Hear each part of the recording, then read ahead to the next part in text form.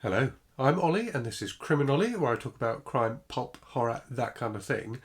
Today, I want to talk to you about why books are the greatest way to tell stories.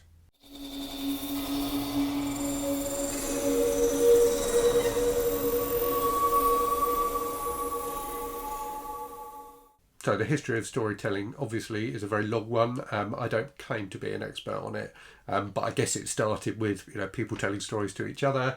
You then had epic poets like Homer who would write these long stories that different storytellers could travel around and recite to audiences.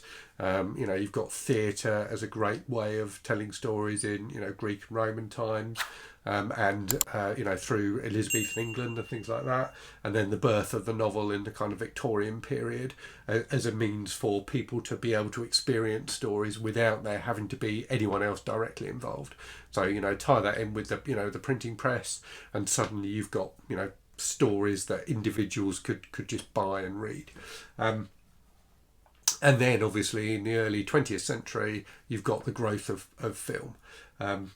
And film continues to be film and latterly TV continue to be a really important method of storytelling in the modern age.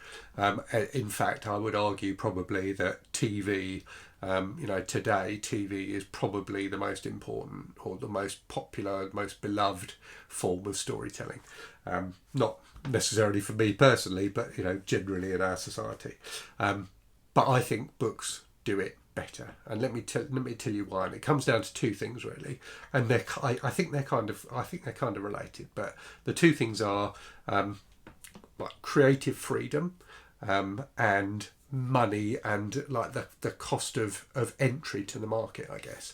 And I think this is something that has got a lot easier for people in the last 10 years. So if you think about how writers would create stories in the past compared to how writers create stories now, it's very different. So a completely amateur writer can get access to a huge potential audience now in a way they never could have done in the past. So I'll come back to that, but I think it's important. So if we talk about creative freedom first, so I think there's this is one element of my argument, but I think there's two elements to it. So the first one is the writer, when writing a book, is in complete control of what they put on the page. Now, they may have editors and they may have publishers and things like that who ask them to change things. But I think that there is a freedom in writing prose that there isn't in like writing a screenplay, if you like. So when you write a screenplay as a writer, it then goes into the system, doesn't it? Unless you are funding the production of the film yourself, once you finish writing that screenplay, you're not going to have an awful lot of say in the end product. So the studios or TV companies or whoever may get other people in to tweak the text, to rewrite parts of it, to make it more aligned to the sort of stories they want to be telling. But then obviously you've got like the director's interpretation of what you've written. And you layer on top of that editing, special effects, the performances of the actors, and all of that can change the meaning of the text quite significantly. So that's one type of example where the story that the original writer might want to tell may end up being different from what they what they wanted. With books, it's much more likely to stay the same. Now, as I say, obviously publishers do change things, and authors, particularly new authors, will probably be willing to make changes to their work in order to get it published. But nowadays, and I guess for the last 10 years or so, writers have the wonderful freedom of being able to self-publish. Now, a lot of people frown on self-published books, but I think they're fantastic. So these are and I think there are a lot of self-published authors who don't even try to get traditionally published, who just purely go the self-published route. But equally, there will be people who have tried to be traditionally published, and their manuscripts have been rejected, or potentially they've been accepted, but with a caveat that lots of changes had to be made that the author wasn't prepared to make. So with self-publishing, there is effectively nowadays no barrier to entry at all. So you can self-publish anything you want, and it's very, very easy to do it. You just need a Word document, and you need to have created an account on Amazon or Smashwords or something like that. You just upload it, and within probably a couple of hours of finishing writing a book, you can have it ready to go as an ebook. And I'm not sure how long it takes Amazon to process these things. I can't remember, but probably within a few hours of that, it will actually be available for people to buy, which is pretty amazing. And I think completely revolutionary. So authors now are not in any way tied to the need to find a publisher and the need to make compromises to get their book published. They can publish what they want and readers can discover it. Now, obviously, there is a challenge there because there are, hundreds of thousands, if not millions of books available, on Kindle. In fact, I'm sure it is millions. And finding, for an independent author, finding an audience can be a hard thing, but it's another obstacle to overcome. But in the old days, writers would have written manuscripts, would have submitted them to publishers, and they probably would have sat in a publishing house's slush pile for years, and they may have been glanced at by an intern or something like that, or they may have just languished there. So thousands and thousands of books just sat around not getting read because the publishers didn't feel they were right at that time for the market. So that barrier has completely gone. Also, obviously, with books, you can do what you want in a book, and you are not bound by the need for it to be displayed visually on a screen. So anyone can write a book that has the best special effects ever in it that would cost millions and millions of dollars to make, if it was turned into a film.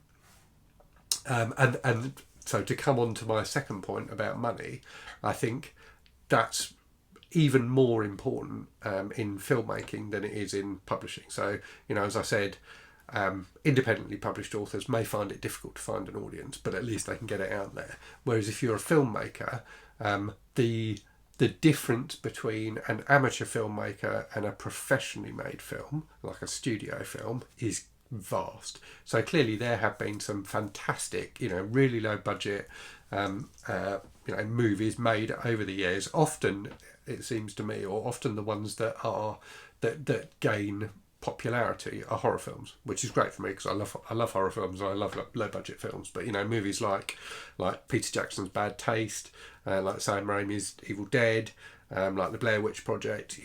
These are films that got huge audiences, but were made by effectively by amateurs for very small amounts of money. By very talented amateurs, I would say, but by amateurs. But the difference between a low budget movie that's made by amateurs and a studio movie is massive. Whereas the difference between a self-published book, and I mean this from the experience of the person who is enjoying that story, the difference between a self-published book read on Kindle and a professionally published book read on Kindle is zero. There is no difference. If you can make the cover may not look as professional, you may get typos and things like that creeping in, but you certainly get that in professionally published books as well. And if an author is prepared to to invest the time in proofreading and editing and things like that, their work, they can end up with a work that feels as professional as a traditionally published book. And that's huge. That really makes a difference. So when you are watching a low budget movie in the way that you don't know when you are reading a self-published book. And I think that for the audience is really, really important. So that the difference between amateur and professional for fiction is, as I say, nothing. Whereas for filmmaking, it's a big gulf. And that's why I think books are the best way to tell stories, because authors have complete independence to write what they want and to get it out to an audience with nobody having a say about it at all. Whereas in filmmaking, even if you are a low budget filmmaker, you may find it more difficult in a way to get your get your film out to an audience. I mean, potentially you could, I suppose nowadays you could upload it to YouTube or something like that. But in the past, you would have needed to get a distributor. The cinema owners need to be prepared to show the film. So there are multiple checks and balances in place for filmmaking that just don't exist for publishing of fiction, because there are so many different hurdles and so many different people you need to please. And I think that's why so many films end up being very different films from the one that the person who wrote the screenplay in the first place imagined, and also why films tend to be, more so than ever, I think, tend to be dumbed down. So nowadays films cost so much to make, so much money is invested in them, that they kind of need to be bland in a way in order to reach the widest possible audience. So we see that a lot with with modern cinema. There's been this swing towards the kind of PG-13 or in the UK 12A rated movie, as that being the rating that you pitch for, which is kind of family friendly, not something necessarily that a really little kid could see, but a film the whole family can go and see and no one's going to get too upset or offended by it, which means you have to strim out a lot of bad language, you have to strim out a lot of violence, you can't have any sex and things like that, which I think leads to I think personally a blander type of film, which isn't to say there aren't films in that age classification which are fantastic, because there are. I'm a big fan of a lot of films like that, but cinemas want to show the films that will get the biggest audiences, because that's how they make their money, by getting bums on seats. So they are more likely to show films in that age range, and even if the studios are making films that are R-rated or 18 rated or whatever, those are not going to get shown on as many screens, so they're not going to get to as big a potential audience. And also, we are seeing, I think, an unwillingness by filmmakers to create new films. So, we see so many films nowadays that are based on something, often based on books, but based on a known property that the studio know is going to be popular. They know it's already got a ready-made audience because it's millions of people have read the book or whatever. And I think that has dulled creativity in filmmaking as well, in the way that in books doesn't happen. So I think the big publishing houses are obviously looking for the next trend, and for instance, domestic thrillers are big business right now. YA stuff is big business right now, but because of self-publishing, you do get these other voices coming out in publishing, and those, even though they are small voices, eventually readers find them. Channels like mine talk about self-published authors, readers find them, and that does have an influence on the whole industry, I think, which I think is a brilliant thing. And I do think nowadays, certainly recently, I've seen some films, particularly on Netflix, so particularly Netflix produced movies that have big budgets, that felt so bland. And I'm thinking of, I think it was called The Adam Project. It was like a kind of time travel-y sci-fi thing with Ryan Reynolds in it, that I watched recently, and it was so bland. It felt like it had been written by an AI. It felt like they had shown a computer a load of popular family sci-fi movies, and the computer had constructed the script for The Adam Project out of those, out of its interpretation of those films and what people like. So yeah, I think increasingly we are seeing that in film in a way that we just aren't in books. There are lots of crap books out there, but there are also, there's much more freedom in writing, I think, than there is in cinema. So yeah, those are my thoughts. It's a bit of a Sunday ramble as usual. Do let me know what you think. I'm guessing that most people who watch this are going to be big readers, so will possibly agree with me. But I know that a lot of my viewers are big movie fans as well, because that comes out in the comments. So yeah, let me know what you think. I definitely think that books are the medium for telling stories that gives the creator the most control over what they're producing, and that leads to, you know, a wonderful variety of different books in different styles, and, you know, about different subjects, with different levels of you know, explicitness and things like that, in a way you just don't see in cinema so much anymore. So yeah, let me know what you think. And let's chat about it in the comments. And as always, thank you very much for watching. Hope you're safe and well. Hope you're reading good stuff, and I will speak to you again very soon. Cheerio.